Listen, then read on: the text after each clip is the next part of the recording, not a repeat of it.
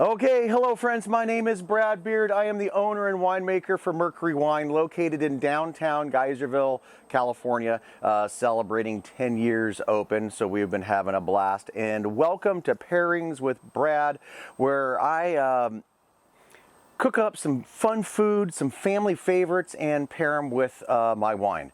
And today we have a couple of very unique and interesting burgers that we're going to be throwing out. With Father's Day coming up, I wanted to do something a little bit decadent, and so we are going to be doing a chopped steak burger. Why not just buy a hamburger? Well, when you do this, you'll see what the big difference is here. So I'm going to be using short rib meat, brisket, and sirloin, and getting that all chopped up. And that's going to pair with my 2015 Messenger. That is my reserve Cabernet, and I don't believe that I mentioned that after chopping up all that fancy steak, I'm going to turn it into a black and blue burger. So we'll be getting some blue cheese in there, and then heavily coating it with some pepper. And for my second burger we're doing today, it's going to be an asparagus burger. It is, gosh darn it, it is springtime. The asparagus is popping out of the ground, and I thought that would be absolutely delicious. And the inspiration for an asparagus burger is that most of my veggie friends are sick of me just making them portobello burgers. So I'm coming up with new things like that. And my wine that I'm going to be pairing is my 2019 Sauvignon Blanc. Crisp, acidic, not in the New Zealand style. We've discussed this many times before, in the French style, so it is a little more relaxed and has some balance, but some really nice acid. And we're going to be ending up making and we're also not going to do an aioli. We're actually going to use a Greek yogurt for our base for the sauce that's going to go on top of that. So I'm really trying to find some new things to do. That Sauvignon Blanc is fantastic. So let's go ahead and get started with the veggie burger, or my asparagus burger. So there's a couple different sizes of asparagus out there. There's those really big, thick ones, and then there's the really thin, wispy ones. We went with the medium ones. This was the thickest one, and since it was so thick, I went ahead and sliced it down and then chopped it up, because you want to get a pretty not mince, but a finer dice in there, and that's the way the burger can stick together. And even though I just talked about not doing a mushroom burger, I'm adding mushrooms to this because it is a burger. I still want to have some of the meaty flavors. So I diced up 3 porcini mushrooms about this size, and then I sauteed them with a little garlic, a little salt and pepper and butter, just for a few minutes, just to soften them up a little bit. And I think that's going to add some nice burgery flavors in there as well. So let's go ahead and get started. We'll go ahead and go with, this was 1 bunch of asparagus, diced up. Oh, the other important thing about the asparagus, you want to keep it green and have it look delicious. So you want to blanch this for 3 to 4 minutes. So all that means is boil it for 3 to 4 minutes and put a good pinch of salt, not just a little pinch of salt. The key to boiling vegetables is to get a nice amount of salt in there. And so I'll go ahead and add in my 3 mushrooms, sauteed, delicious. All right, he simmered down there, child. Easy, fella. We'll go ahead and throw in our, oh my gosh, I can't remember this. I believe this is a ½ cup of panko. And, you know, the panko has all the different herbs and spices and stuff, and a lot of them are Italian. This one just happened to be herb and garlic, so I thought that might be kind of fun. So we'll toss that in there. This is I'm just going to go ahead and go with ounces. So when you're grating your cheese, this is about 1½ ounces. But when they convert to cups and stuff like that, it doesn't really come out right. It seems to be a little fluffier. So just go ahead and shave it up yourself. 1½ to 2 ounces of Parmesan cheese will work for you. And then we will put in a couple of eggs. Sometimes you want to go 1 egg at a time, just in case it's a little too runny. I'm pretty confident that we're going to be okay with the 2 eggs right off the bat. So we're going to find out here very shortly. You know what else this would have been really nice with? Is some salt and pepper. I'm just going to grab that. We want, gosh darn it, I'm going to say about a ½ teaspoon of salt and pepper we're going to be tossing in there. Okay, now we just go ahead and get this all mixed up. Uh-oh, it looks a little loose. Maybe I should have just done 1 egg. Let's see where we're at. Oh, it's coming together. Awesome. Oh, yeah. This is fantastic. All right, we're... Tilt it a little, please. Absolutely. So heck, look at this. It's starting to come together. What we're going to do is keep tossing it around and make sure those breadcrumbs are absorbing all of that nice liquid, and that we're distributing the Parmesan cheese as well, because that's what's going to bind this all together. That's the important part. That looks like that's going to bind together to me. And so, another reason I made this one first instead of making the sauce first. Letting this, rest for 5 or 10 minutes before you form it into a patty allows those breadcrumbs to absorb all of that egg, and I think it makes a better dish. There we go. That was really simple. Bada boom, bada bing. Get all this out of the way. So now we've got about 3/4 of a cup of yogurt. I have got half a lemon juice, and I used the zest of an entire lemon. It was a medium size. It wasn't a jumbo lemon by any means. So a couple of tablespoons there. Then we've got my salt and pepper. This was a tablespoon of each, and I've got some diced chives. I'm going to toss that in. Then we've got 3 medium-sized cloves of garlic, and what really makes this dish is the dill. This is about a tablespoon and a half of dill. Look how easy that was. Oh, fantastic. And one of my other recipes we're going to be doing today, I'm making a little blue cheese sauce for our black and blue burgers to go on top, just in case you want yours extra bluey. And usually I would do that with sour cream, but I ended up doing it with yogurt and it came out great. All right, let's trace that. Oh man. That's perfect. That's perfect. That I would like a little more dill flavor. The garlic must have been pretty potent, so it's kind of overriding the dill. So what I'm going to do is let this sit for the next few minutes, and if I want more dill, I'll go ahead and sprinkle it over the top when I serve. So let's get a pan hot over here. Get that baby going. I'm going to use a couple of tablespoons of olive oil. What I want to do is get a really good sear and some caramelization. That's also going to help this patty stay together. So we'll let that come up. So this is going to make about 4 nice sized patties. So I'm just sort of quartering it up here. All right, I'm a little worried. Is that gonna? I think I know what I'm going to do. There we go. One of your bowls. Get it out. Excellent. There we go. All right, that looks like that's going to make a nice sized patty.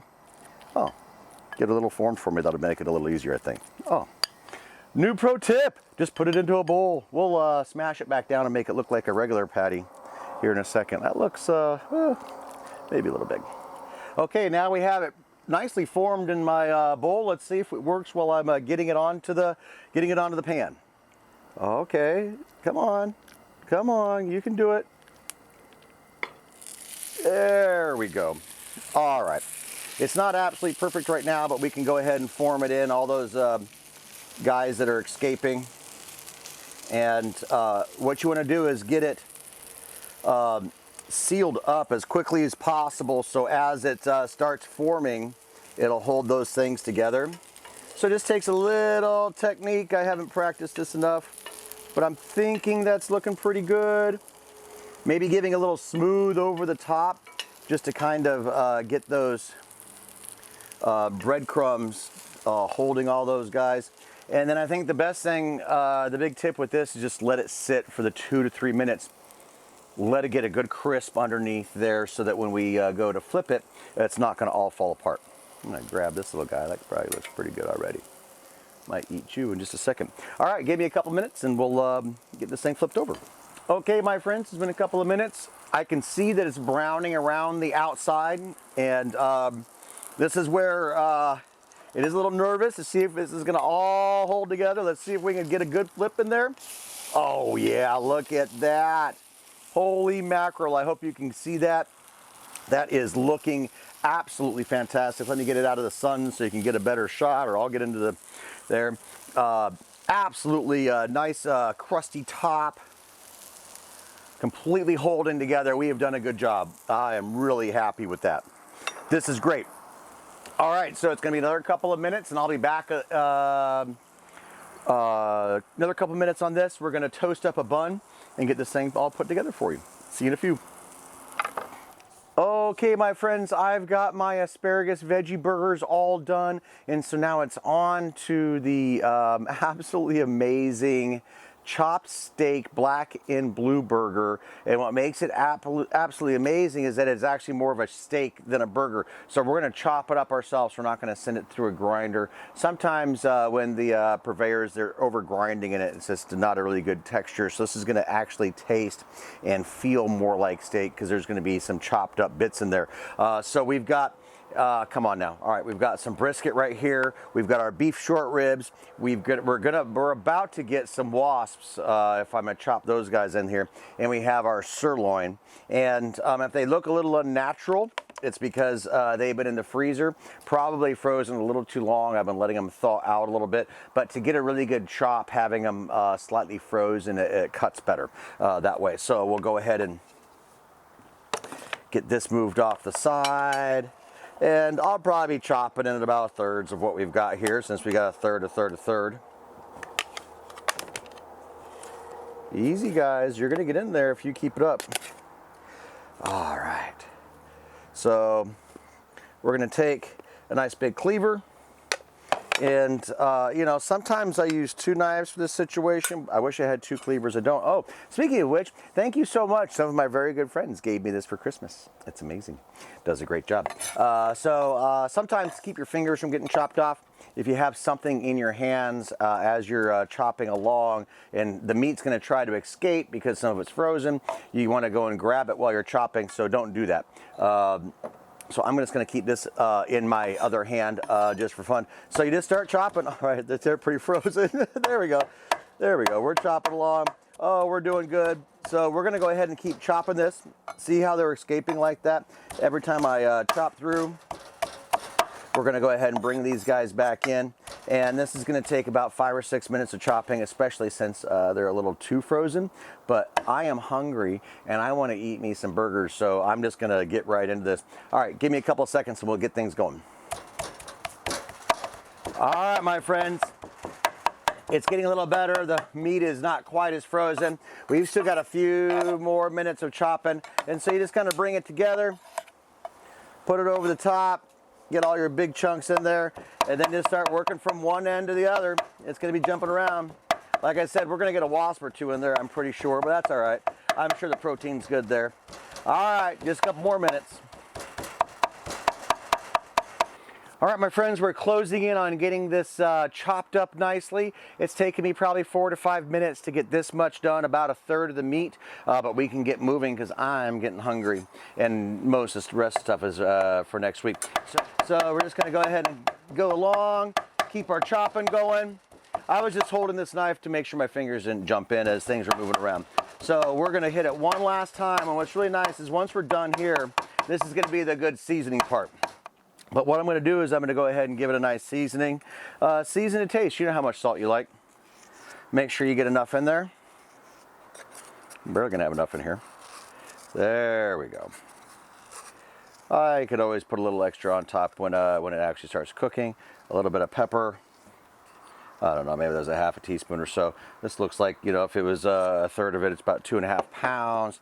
I'm gonna go ahead and, I wasn't gonna do it, but I'm feeling it right now. Somebody in the audience wanted me to hit it with a little bit of garlic powder. Nothing wrong with that. That's always gonna make it good. And a little onion powder, not too bad as well. All right, so now you've got that. And the neat part about this, about the blue part of the black and blue, is that a lot of people make a well, you know, fold it over, and then a lot of people will just crumble the blue on top. I'm going to integrate it into the actual hamburger mix. And one more tip. I know I overfroze the steak to begin with, but I also froze this blue cheese so I can get some really nice crumbles. So I'm going to go ahead and shake those guys out. Come on. Everybody needs to get out of there. We don't want to miss anything there. And what we're going to do is we're going to fold this back in, give it one more chop, and now we're going to have that blue cheese integrated throughout the burger. I'm going to fold that guy over there. Whoops, hey, come on. There we go. See, the consistency is getting close to hamburger, but it is not. All right, get that in. Give it one last quick chop. Oh, easy, fellas. Oh man, that looks fantastic. So nicely mixed throughout. And then adjust the blue cheese. That was about 1.5 ounces, 2 ounces of blue cheese. This is gonna make, if it's 2 pounds, we're gonna make about 4 burgers out of this. If you want some more blue, throw it in. I like to have a little bit of blue throughout the burger, but I also made a fun little sauce. I just took some of that Greek yogurt that I made a sauce out of for the veggie burger, and then I mashed up a bunch of blue cheese in there, thinned it out. Typically, you would use sour cream to thin out blue cheese to make a sauce, but I didn't have it, and but yogurt I did. So let's make it happen. The other fun thing I did for a topping is I like, especially for black and blue burgers, I really like to have some pickled onions. Didn't have that, so what did I do? I did have red vinegar and I had white vinegar. I blended those together in equal parts. I chopped up a yellow and a white onion, put it in there, put some salt, pepper, cayenne, and that's been marinating now and for, I don't know, 2 or 3 hours, and they're tasting fantastic. All right, these guys look really good.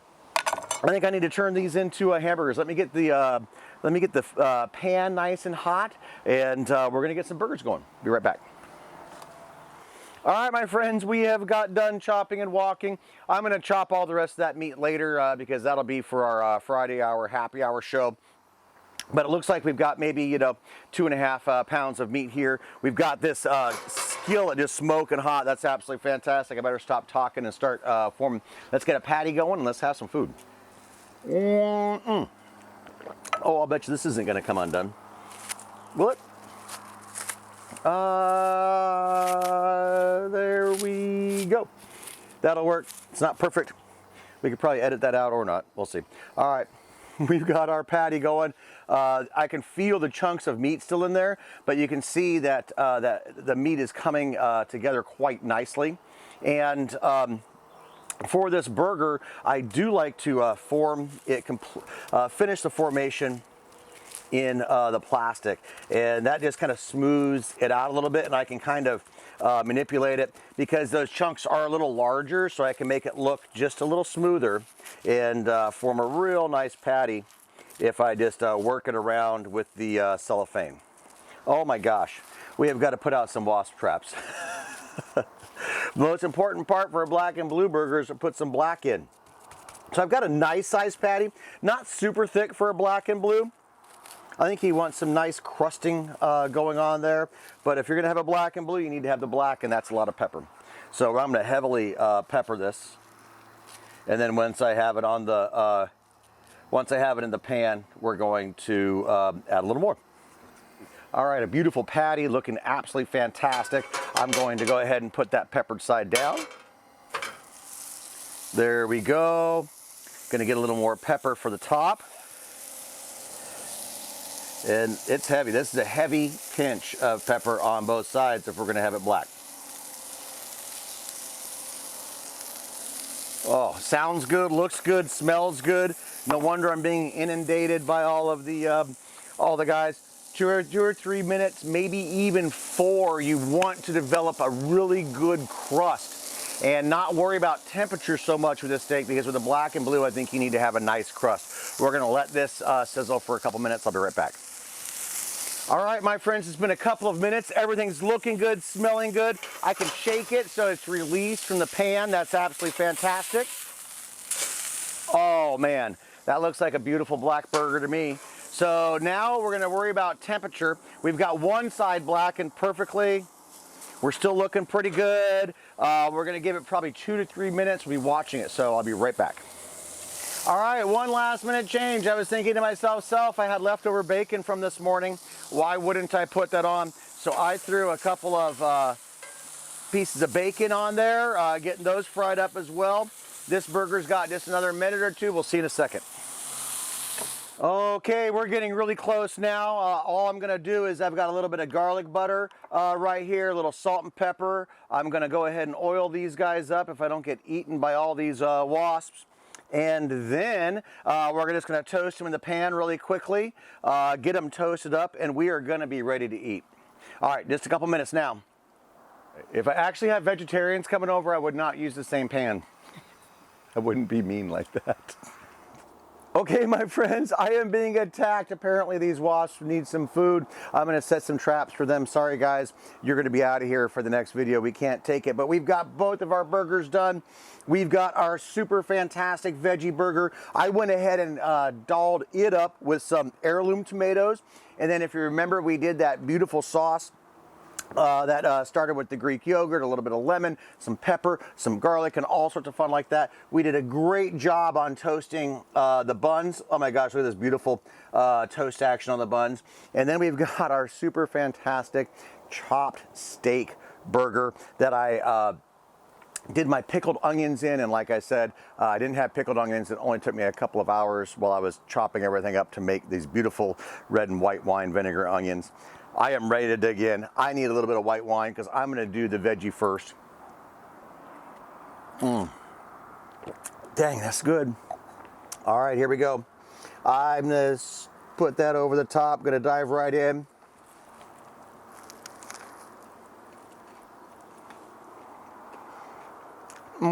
Oh boy.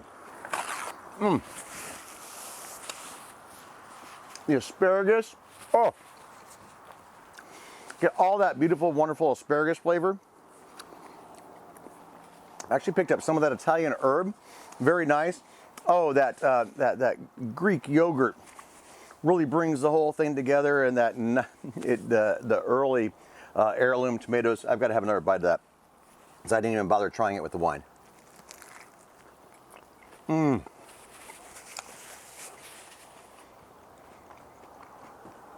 That's fantastic. None of your friends are going to be disappointed with that. And the lettuce and tomato, bring it all together. Oh, I just got a little bit of the mushroom. That was nice. Oh, asparagus and Sauvignon Blanc are a great combo. The toasted wheat bun, the tomatoes, that's fantastic. I cannot wait to finish that. Man, and just the wine, perfect with it. Now, for the black and blue burger, I don't like a lot of lettuce and tomato. I'm really wanting to taste all that wonderful steak, so I didn't add any, but I did put my pickled onions on there. I went ahead and remembered I had the bacon. I don't know if it needs it or not. And then I did put that little dollop of extra blue cheese. I'm gonna try that part first. Oh man. This is gonna be a little juicy. This is gonna be one decadent burger.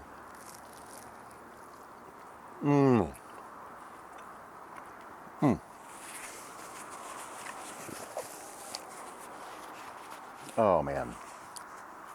Steak, blue cheese, toasted bun, a little acidity is kind of balancing all those rich characters, which is nice.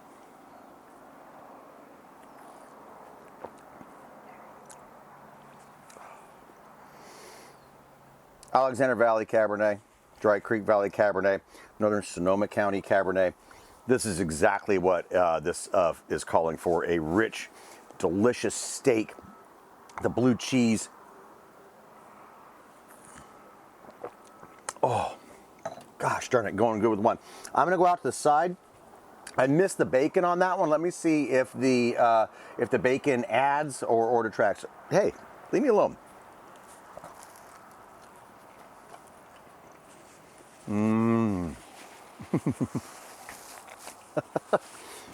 All right, does the bacon add? The bacon adds. I'm loving just that little hint of smokiness that the bacon is bringing to the table.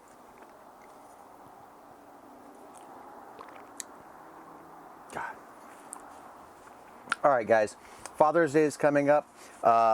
Do something special for your father, or make something special for your father. My father's not around anymore, but if he was, I would absolutely be making this for him for Father's Day. I always used to make my ribs, and you want to do something very special. And okay, it took 15 minutes to slice up all those beautiful meats, and then you had to chop it all up. That took another 10 or 15 minutes. But I guarantee you, your dad hasn't had a serious chopped steak like that ever before. But you can put it in casual burger style so the whole family can enjoy.